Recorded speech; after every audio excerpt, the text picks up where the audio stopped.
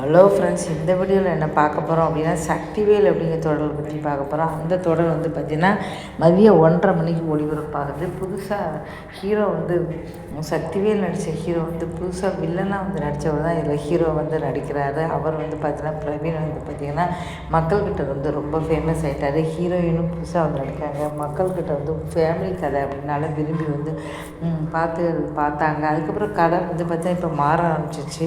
இப்போ வேறு வழியே இல்லாமல் அவர் பார்த்திங்கன்னா நிறைய கதை மாற்றங்களை அவர் பேட்டி கொடுத்துருக்காரு. சொன்னாங்களா அதை அவங்க ஏற்றுக்கலையா.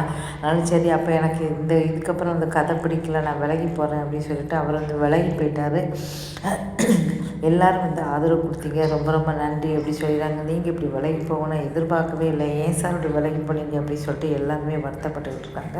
அதே சமயம் பார்த்திங்கன்னா இப்போ ஆகா கல்யாணம் அப்படிங்கிற தொடர் முடிஞ்சு போச்சு. அதில் நடித்த ஹீரோ தான் பார்த்திங்கன்னா சூர்யாவாக நடித்த ஹீரோ தான் பார்த்திங்கன்னா இப்போ இந்த சக்திவேல் தொடரை திரும்ப ஹீரோவாக நடிக்கிறாரு.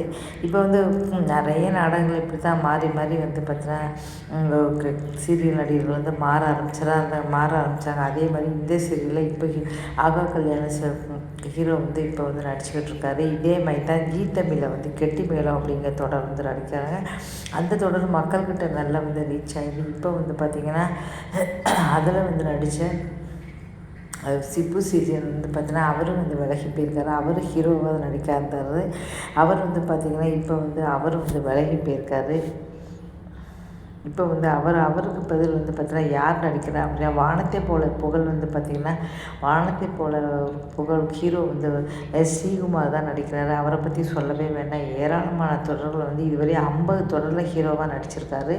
அது மட்டும் இல்லாமல் இப்போ தினம்ங்கிற தொடரில் விஜய் டிவி நடித்தார். இப்படி நிறைய சீரியலில் நடிச்சிருக்காரு. அவர் தான் இப்போ தொடர்ந்து இந்த சீரியலில் கெட்டி மேளம் அப்படிங்கிற தொடரில் இந்த மாதிரி அடிக்கடி பார்த்திங்கன்னா ஹீரோவாக இருந்தாலும் சரி.